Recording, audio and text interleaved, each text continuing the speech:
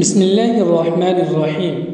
گفتگو کے آداب۔ زبان جسم کا بظاہر ایک چھوٹا سا حصہ ہے، مگر اسی پر انسان کے اچھے برے اعمال کا دار و مدار ہوتا ہے۔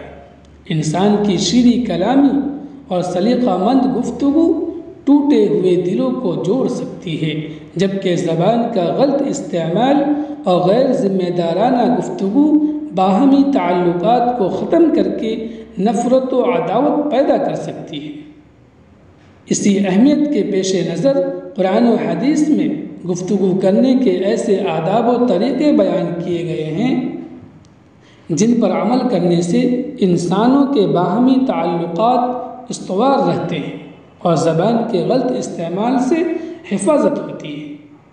انہی آداب میں سے پہلا ادب یہ ہے کہ گفتگو ہمیشہ نرمی سے کرنے کی کوشش کرنی چاہیے، کیونکہ نرم مزاجی اکثر اچھائیوں اور برائیوں کی جڑ اور بنیاد ہے۔ اسی وجہ سے حضور صلی اللہ علیہ وسلم نے فرمایا، جو آدمی نرمی سے محروم کر دیا گیا وہ ساری بھلائیوں سے محروم کر دیا گیا۔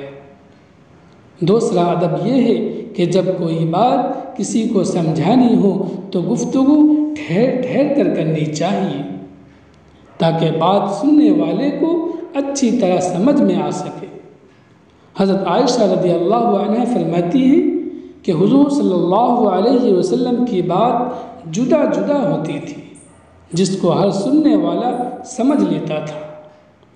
تیسرا ادب یہ ہے کہ گفتگو عموماً آہستگی اور مناسب آواز کے ساتھ کرنی چاہیے۔ بے موقع چیخ چیخ کر باتیں کرنا حماقت و جہالت کی نشانی ہے۔ اللہ تعالیٰ نے قرآن میں حضرت لقمان علیہ السلام کی زبانی گفتگو اور بول چال کا طریقہ اس طرح سکھایا ہے، اور اپنی آواز ذرا پست رکھ، سب آواز سے بری آواز گدھوں کی ہوتی ہے۔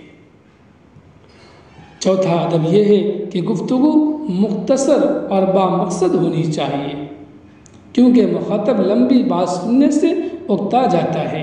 ایک دفعہ ایک شخص نے طویل خطبہ دیا۔ حضرت عمر بن عاص رضی اللہ عنہ نے سنا تو فرمایا، اگر یہ شخص مختصر بات کرتا تو اس کے لیے بہتر ہوتا، کیونکہ میں نے حضور صلی اللہ علیہ وسلم سے سنا ہے کہ آپ نے فرمایا، مجھے حکم دیا گیا ہے کہ میں گفتگو میں اختصار اختیار کروں، کیونکہ اختصار بہتر ہے۔ پانچواں ادب یہ ہے کہ گفتگو ہمیشہ دل آزاری، لعن و طعن، غیبت و بہتان اور طنز وغیرہ سے پاک ہونی چاہیے، کیونکہ احادیث میں ان چیزوں سے بچنے کی سخت تاکید آئی ہے، اور ایسی باتوں کو اختیار کرنے والوں کے حق میں سخت وعید بیان ہوئی ہے۔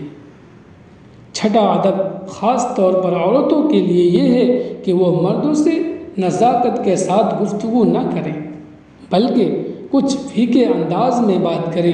اللہ تعالیٰ نے عورتوں کو اس کی ہدایت دیتے ہوئے فرمایا، تم نزاکت کے ساتھ بات مت کیا کرو، کبھی کوئی ایسا شخص بیجا لالچ کرنے لگے جس کے دل میں روگ ہوتا ہے، اور بات وہ کہو جو بھلائی والی ہو۔ ان کے علاوہ بہت سارے آداب ہیں جن کو اپنی روزمرہ گفتگو میں اختیار کرنا ہر انسان کے لیے ضروری ہے۔ جو شخص ان چیزوں پر عمل کرتا ہے اس کے تعلقات اچھے رہتے ہیں اور باہمی الفت و محبت بڑھتی ہے، اور آپسی نااتفاقیاں دور ہوتی ہیں۔ اللہ ہمیں عمل کی توفیق عطا فرمائے، آمین یا رب العالمین۔